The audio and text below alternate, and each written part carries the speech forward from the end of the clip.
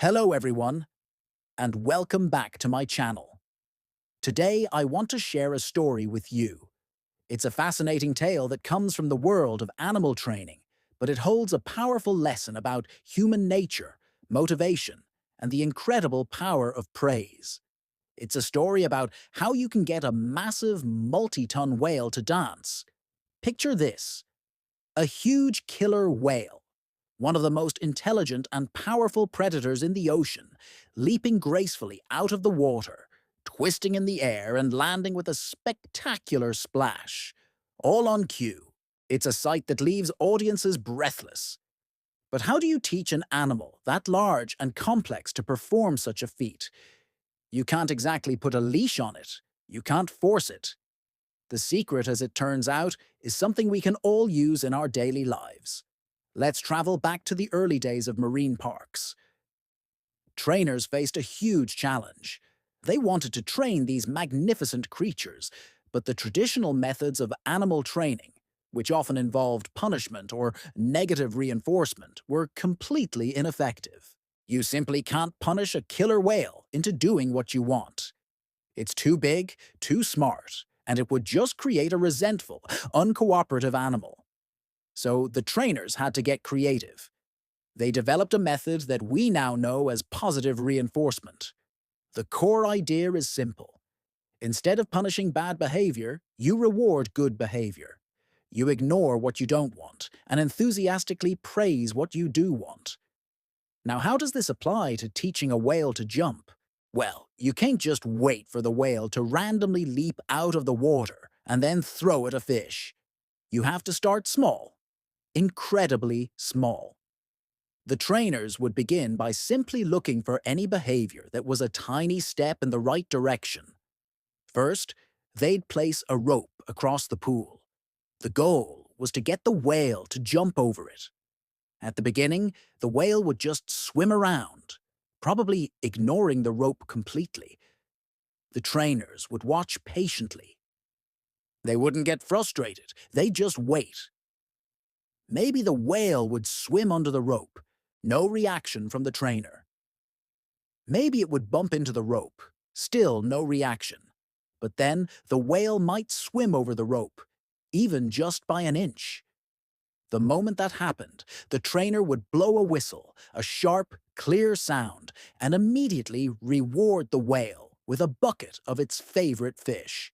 The whistle acts as a bridge, a signal that says, "Yes, that thing you just did, right at this exact second, is what earned you this reward."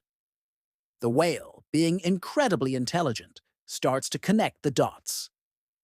Hmm, I swam over that rope, I heard a whistle, and I got a delicious meal. Interesting. So it tries it again. Swims over the rope, gets a whistle, gets fish. The connection gets stronger. Swimming over the rope is a good thing. But the trainers don't stop there. They want a spectacular jump, not just a lazy swim over. This is where the magic of shaping behavior comes in. Once the whale reliably swims over the rope, the trainers raise the rope just a little bit. Now, the whale has to put in a bit more effort to clear it. It has to swim a little higher. When it does, whistle, and a huge jackpot of fish. The whale learns that more effort, a higher clearance, brings a bigger reward. They keep raising the rope, bit by bit, day by day. Each new height achieved is met with enthusiastic praise and rewards. They are celebrating every small success, every tiny improvement. The whale is never punished for failing. If it bumps the rope or swims under it, the trainer simply ignores it, resets the rope, and waits for a successful attempt. The focus is always on what's going right. Eventually, the rope is raised so high that the only way for the whale to get over it is to propel its entire massive body out of the water. It has to jump, and when it finally makes that first leap, clearing the rope completely, you can imagine the reaction. The trainers go wild. It's the biggest jackpot of fish the whale has ever seen, accompanied by cheers and excitement. The whale understands. Jumping is amazing. From there, they can remove the rope entirely.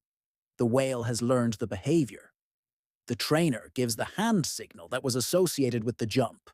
The whale leaps, and it gets its reward.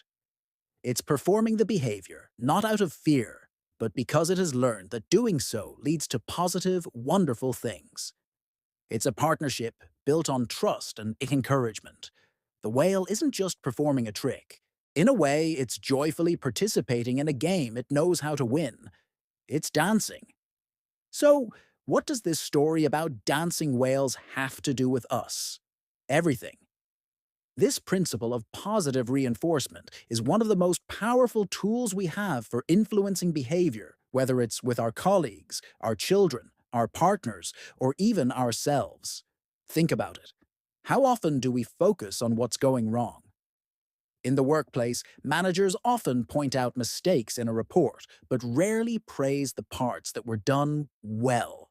At home, we might get annoyed when a chore isn't done, but do we celebrate enthusiastically when it is?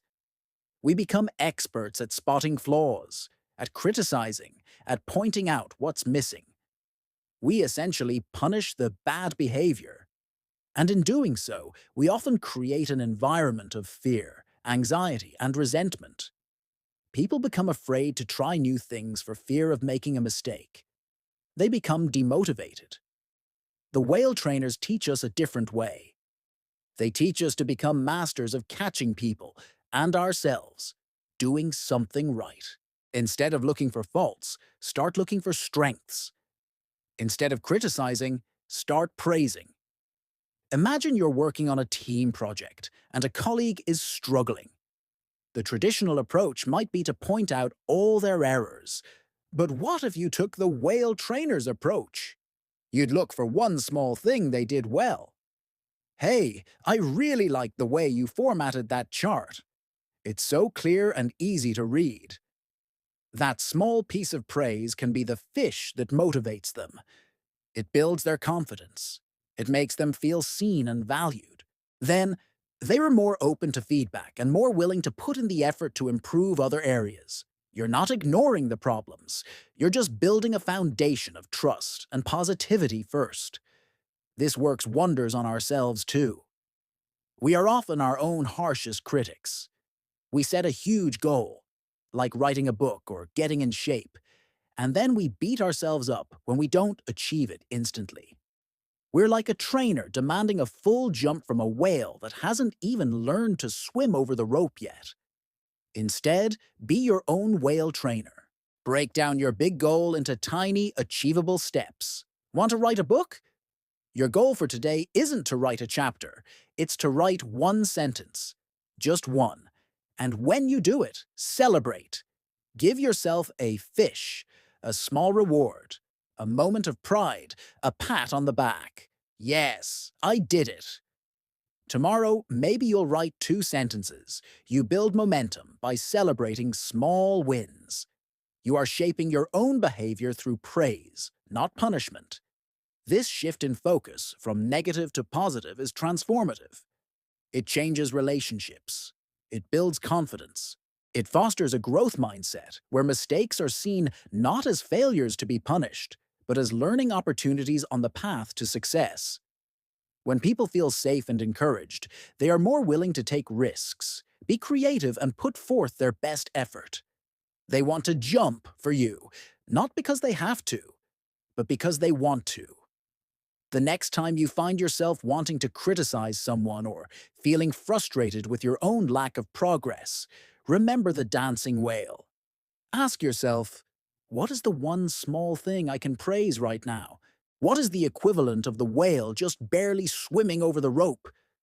Find that thing and celebrate it genuinely. You'll be amazed at how a little bit of praise, delivered at the right moment, can inspire even the biggest leaps. You can make whales and people dance. Thanks so much for watching today. If this story resonated with you, let me know in the comments below. And don't forget to like and subscribe for more stories about the fascinating connections between our world and our minds. See you next time.